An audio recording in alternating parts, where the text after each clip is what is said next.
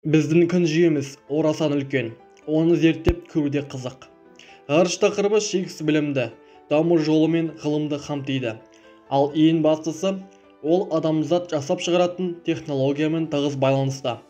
Онсыз адам ғарышқа шығып, спутник жіберіп, ауа райын дәл болжап, ғаламторда жалпы адамдар арасындағы байланыс құралдарын іске қоса алмас еді. Технология бүгінгі өміріміздің ажырамас бөлігі. Технологиясыз біз күнделікті тұрмыста пайдаланып жүрген қаншама мүмкіндік болмас еді. Сәлем, мен Сұлтан Спорт. Біз бүгін ғарыш әлемі туралы айтатын боламыз. Ең басты сұрақ, күн жүйесі қайда орналасқан? Күн жүйесі қайда орналасқан? Мыңдаған жыл бұрын Қытай еліндегі диқандар егістікке жұмыс істеп жүреді. Аспан ашық, күн жылы болатын. Кенет аспан түнере бастайды. Аспанды бұлт торлап қана қоймай, күнде тұтылады. Бірер минутта аспан қап-қара болып кетеді. Диқандар бұл құбылыстың себебін өздерінше топшылайды. Олар күнді айдаһар жеп жатыр деп ойлайды. Сөйтіп дереу дүниенің басына көтеріп шу-шұрқан болып кетеді. Қазандары мен табаларын бір-бірін соққылап, дағыра ұрып ән айтады. Олардың сенімінде осылай айдаһарды қорқытып қуып жіберсе, күн қайтып ораламыз. Бір қызығы, бірнеше минуттан кейін шынымен солай болады. Диқандар мұның бәрі шу шығарғанның арқасы деп ойлап қалады. Алайда бүгінгі біз ол уақытта күнді айдаһар жеп қойғысы келмеген жақсы білеміз. Қытай диқандарының көргені кәдімгі күн тұтылуы еді. Жерді айналатын ай 1,5 жыл сайын күн мен жердің ортасына түседі. Осы кезде ай күнді бірнеше минутқа толығымен көлегейлеп, күн сәулесі көрінбей қалады. Ежелгі қытайлар мен басқа да халықтар табиғат құбылыстарының ғылыми себептерін білмеген. Сондықтан оларын түсіндіру үшін мифтер мен аңыз әңгімелер ойлап тапқан. Ежелгі гректер әлемді құдайлар мен құдай әйелдер басқарады дегенге сенген. Күнде таңертең сол құдайлардың бірі Гелиос күнді күймеге салып сүйретіп аспанға алып шығадымыз. Оны күннің шығуы деп атаған. Кешкісін қайта түседі. Оны күннің батуы деп атайды. Майя халқында күн туралы аңыз әңгімелер көп. Олар кеш сайын күнмен күресіп, оны жер асты әлеміне түсуге мәжбүр ететін ай атты құдай әйел бар дегенге сенген. Бұл аңыз ай туғанда күннің жоқ болып кетуіне шыққан. Ғарыштағы объектілер зерттейтін ғылым астрономияның арқасында біз көкте құдайларда, айдаһарларда жоқ екенін білеміз. Күн деген ыстық газдан тұратын жұлдыз екенін де білеміз. Оны комета мен астероидтармен бірге 8 планета айналып жүреді. Біз мұны күн жүйесі дейміз. Ол туралы көп білсек те, әлі де біраз жайттың сырын ашуға тиіспіз. Адамзат үшін күн жүйесі әлі күнге дейін қызықты құпия болып қалған. Не болды, ё-май? Мен 2400 жыл бұрын Грекияда Аристотель дүниеге келеді. Ол тамаша философ әрі ағартушы болған. Философ өмірдің мәні мен табиғат әлемі туралы әртүрлі идеялар зерттейді. Атақты Ескендір Зұлқарнайын патшаға білім берген. Аристотель астрономы болады. Аристотель жердің дөңгелек пішінді екенін түсінді. Оған дейін адамдар жер тегіс деп келген. Тіпті оның шетіне барсақ құлап кетеміз деп ойлайды. Аристотель жер негізінде сфераға ұқсайтынын дәлелдеді. Мұны қайдан білді? Ол кейбір жұлдыздар белгілі бір жерден ғана көруге болатын байқады. Егер сіз алыс сапарға шықсаңыз, айталық Грекиядан оңтүстік Африкаға жұлдыздар көрінбей қалады. Мұны ол жер еңіс болғандықтан кейбір жұлдыздар көзден таса болады деп түсіндірді. Грек ғалымы Птоломей Аристотельден кейін 500 жылдан соң біздің жыл санауымыздың шамамен 100 жылында дүниеге келген. Ол Мысырдағы Александрия қаласында тұрды. Птоломей басқа планеталар қалай қозғалатынын бақылап, жерді ғаламның өзегі деп ойлады. Оған қоса өзге планеталар мен күн жерді айналады деп топшылады. Ол қателескен еді. Алайда адамдар 1400 жыл бойы Птоломейдің пайымына сеніп келді. Орта ғасырларда Таяу Шығыстың, Солтүстік Африканың және Испанияның көп бөлігіне таралған ислам әлемінде астрономия ғылымы өркен жайды. Ең танымал ислам астрономдарының бірі Омар Хайям. Ол 1048 жыл дүниеге келген. Хайям қазіргі Иран аумағында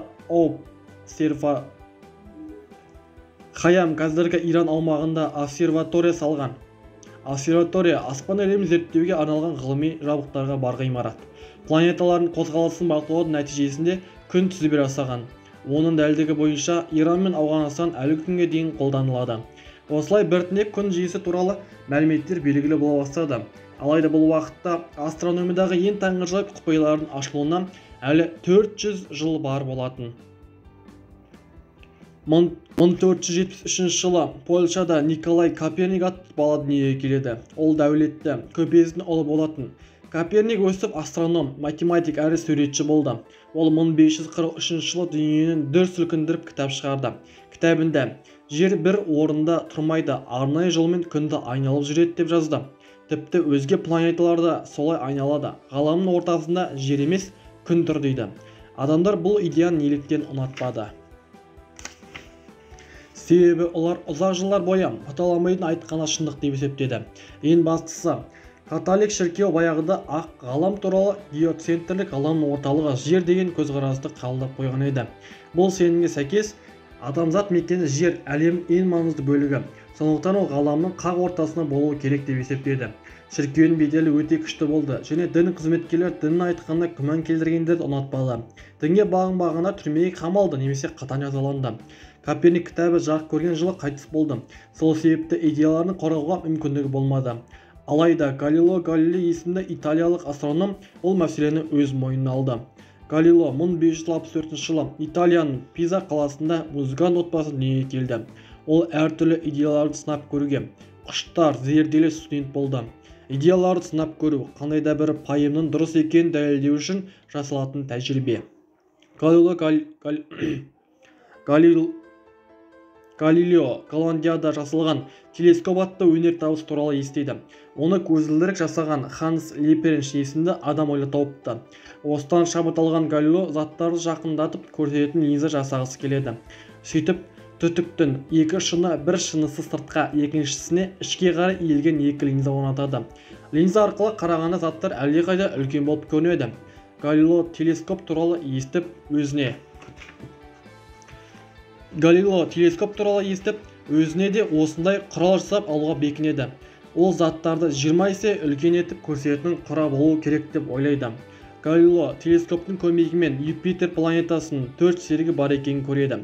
Ол сондай-ақ айдың беті тегіс емес екенін, онда таулар, аңғарлар және кратерлер бар екенін байқайды. Галилео телескоппен шолпан планетасының әртүрлі фазаларын барында. Галилео телескоппен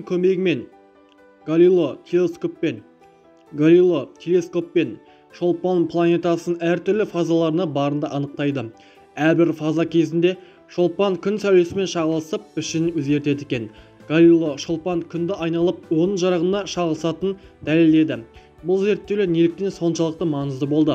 Себебі олар Коперниктің күн жерде емес, жер күнді айналады деген ойын дәлелдеді. Галилео өз идеяларын бүкіл әлемге жария еткісі келді. Сол себепті 1610 жылы өзі ашқан ғылыми жаңалықтарды кітап етіп шығарды. Кітап «Жұлдыздар жарысысы» деп аталды. Галилео қорыққандай, шіркеу оның қателігін мойындатып, ойынан айнытқысы келді. Галилео өз теорияларын жылдар бойы қорғап келді. 1633 жылы шіркеу оны сотқа берді. Сот өкілдерінің бәрінде қызметкерлер болып шығады. Бұл кез 1633 жылы шіркеу оны сотқа береді. Сот өкілдерінің бәрі дін қызметкерлері болып шығады. Бұл кезде Галилео 69 жасқа келген еді. Ол өз идеяларын қорғай шаршайды. Бір жағынан жазадан да қорқады. Сондықтан тізе бүктіліп қателескен мойындап кешірім сұрайды. Соған қарамастан жазаға тартылып үй қамаққа алынады. Сол сәттен бастап оған үйден аттап шығуға тыйым салынады.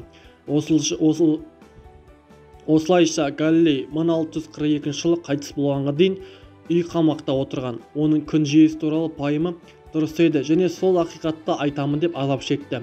Галилео заманынан озық туған адам еді. 1700 жылдардың ортасына қарай католик шіркеуі Галилеойдың идеяларын қарсы шығуды қойды.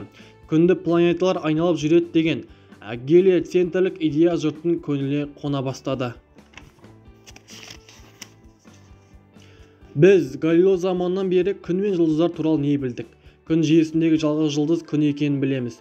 Бірақ та одан басқа күн жүйелері бар. Ғалымдар қазірден өзінде 500-ге жуық күн жүйесін тапты.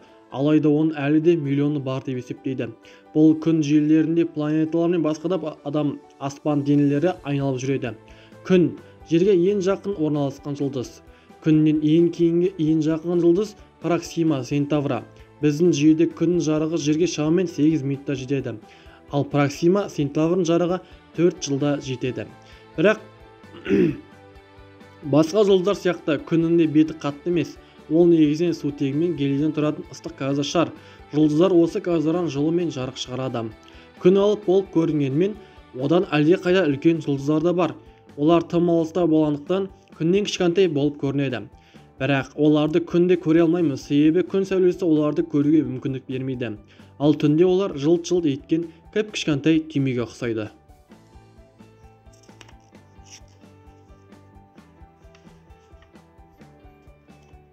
Жұлдыздардың бәрі газ бен шаңнан тұратын айналмалы бұлттан жаралған. Олар тұмандық деп аталады. Газ бен шаңның кішкентай бөлшектері миллиондаған жылдар ішінде бірігеді және қызады. Қызу белгілі бір температура жеткеннен кейін жұлдыз пайда болады. Жұлдыздар өте ұзақ жасайды. Тіпті 200 миллион жыл жасаған жұлдыздың өзі жас жұлдыз болып есептеледі. Жас жұлдыздар өте ыстық болады. Олардың бетіндегі температура Фаренгейт бойынша 100.000 градусқа жетуі мүмкін. Олар әдетте көк немесе ақшыл көк түсті болады екен. Біздің күн орта жастағы жұлдыз. Жас жұлдыздар сияқты ыстық болмаса да, оның температурасы Фаренгейт бойынша 10.000 градус. Біздің